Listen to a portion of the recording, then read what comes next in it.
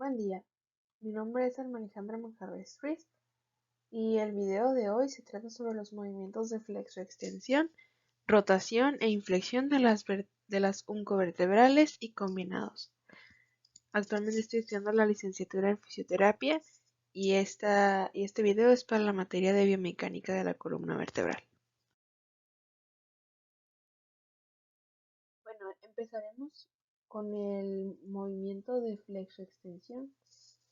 La figura 39 está en la posición neutra y todos estos cuerpos vertebrales están unidos por un disco intervertebral cuyo núcleo está en posición estable y en que todas las láminas del anillo fibroso están sometidas a la misma tensión. Además, las vértebras cervicales en la figura 40 contactan a través de sus apófisis articulares cuyas carillas están incluidas en un plano oblicuo hacia abajo y hacia atrás. En la parte baja del raquis cervical inferior, estas carillas poseen el plano parasagital, una ligera curva cóncava hacia adelante. Esta corresponde a un centro de curva situado a bastante distancia hacia abajo y hacia adelante. Debido a la lordosis cervical que todos los tenemos, los centros de curva están separados una longitud ligeramente mayor a la que separa el plano de las superficies articulares. También durante el movimiento de extensión, el cuerpo vertebral de la figura 41 se inclina y se desliza hacia atrás. El espacio entre las mesetas vertebrales se estrecha más por detrás que por adelante y el núcleo pulposo se desplaza ligeramente hacia adelante y de este modo las fibras anteriores del anillo fibroso se tensan más.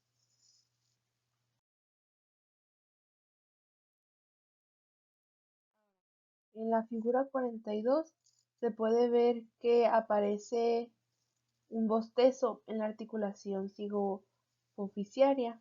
Este movimiento hacia atrás no se efectúa en torno al centro de curva de las carillas articulares. Este se desliza hacia abajo y hacia atrás en relación a la carilla inferior, sino también que además forma en ella un ángulo X igual al ángulo de extensión número X al cubo. Este está encontrado nuevamente en el X en el ángulo formado por las mediatrices de las carillas articulares. El movimiento de extensión se puede observar ahí con la letra E y con la curvita, con la flechita azul. Está limitado por la tensión del ligamento longitudinal anterior. Ese es el tope. Sobre todo, esto lo podemos llamar como un tope óseo. El choque de las apófisis articulares superiores de las vértebras inferiores sobre las apófisis transversas de la vértebra superior y el contacto de los arcos posteriores a través de los ligamentos. Esto cambia durante el movimiento de flexión. El cuerpo vertebral que podemos ver con la figura 43 se inclina y se desliza hacia adelante, lo que disminuye el grosor de la porción anterior del disco intervertebral y se desplaza el núcleo hacia atrás, como podemos ver, lo que disminuye el grosor de la porción anterior del disco intervertebral y tensa las fibras posteriores del anillo fibroso. Este movimiento de inclinación de vértebra suprayacente se ve favorecido por la superficie de la meseta superior de la vértebra. En el caso de la extensión, la flexión de las vértebras suprayacente en la figura 44, que es la última que tenemos aquí, no se efectúa en torno al centro de curva de las carillas articulares, lo que acarrea automáticamente un bostezo entre estas dos carillas. La inferior suprayacente se desliza hacia atrás, hacia arriba, y hacia adelante, que está a la par, produce un bostezo hacia abajo y hacia atrás, formando el ángulo Y. En la flecha roja que podemos ver en la figura 44 se puede mostrar el movimiento de flexión. Este no está limitado por los topos óseos que mencionamos anteriormente, sino solamente por las tensiones ligamentosas, que son la tensión del ligamento longitudinal posterior, de la cápsula de la articulación cigofoficiaria, de los ligamentos amarillos, de los ligamentos interespinosos y los ligamentos supraespinosos o el gran ligamento nucal.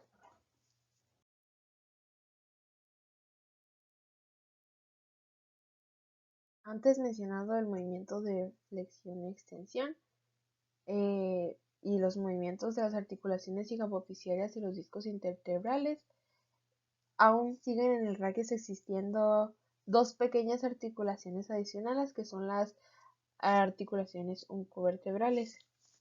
En un corte frontal, en la figura 45 se puede observar entre dos mesetas vertebrales que el disco con el núcleo pulposo y el núcleo fibroso, este no llega al borde, sino que sobresalen sobre las dos apófisis situadas en el plano sagital, las apófisis unciformes, cuya carilla interna está orientada hacia arriba y hacia abajo.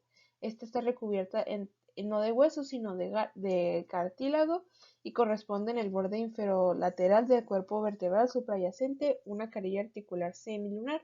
Esta está orientada al contrario del anterior, está hacia abajo y hacia arriba, hasta afuera, perdón, recubierta de cartílago.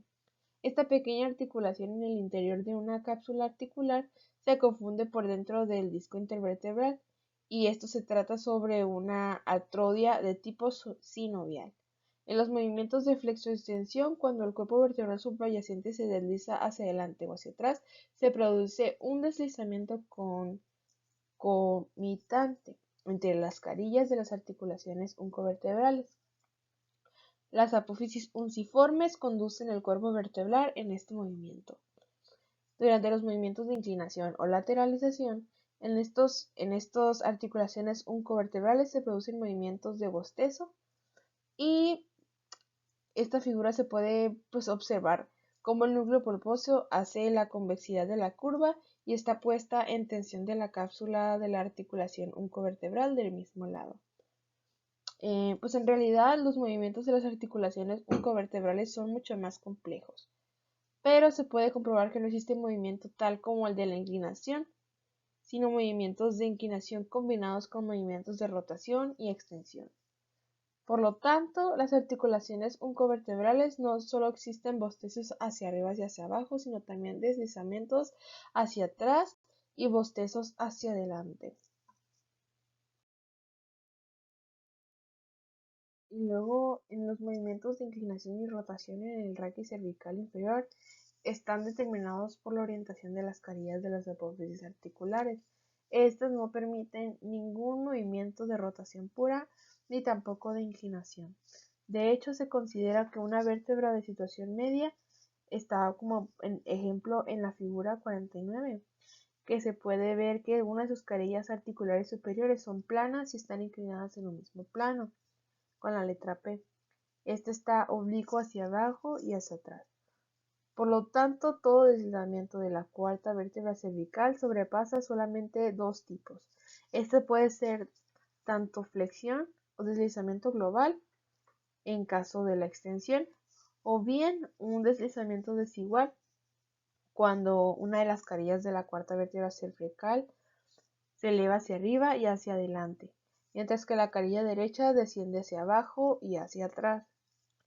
Los cortes horizontales que podemos ver realizados en las articulaciones apofisiales muestran que las carillas en las partes superiores e inferiores no son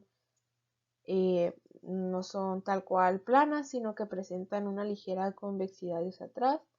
Podemos verlo en la figura 50, o bien una pequeña concavidad hacia atrás en las vértebras cervicales tercera y cuarta, que podemos observar con más detalle en la figura 51. Esto no es una contradicción acerca de lo que hablamos sobre la figura 49. Y en caso de la figura 54 que tenemos aquí, es una radiografía de perfil del raquis cervical, que podemos ver que es fácil trazar la dirección del plano de las articulaciones, de las carillas articulares. Están planos A, B, C, D y E, que son oblicuos respecto a la vertical. Pero además en esta oblicuidad, como es creciente de abajo hacia arriba en el plano F, corresponde a la interlínea de las vértebras C7 a la T1, que solamente tiene una inclinación de 10 grados sobre la horizontal. Sin embargo, en el plano A de la interlínea de la C2 a la C3 está inclinado de 40 a 45 grados sobre la horizontal, por lo tanto existe un ángulo de 40 a 35 grados en el plano de la interlínea inferior y del superior F y A.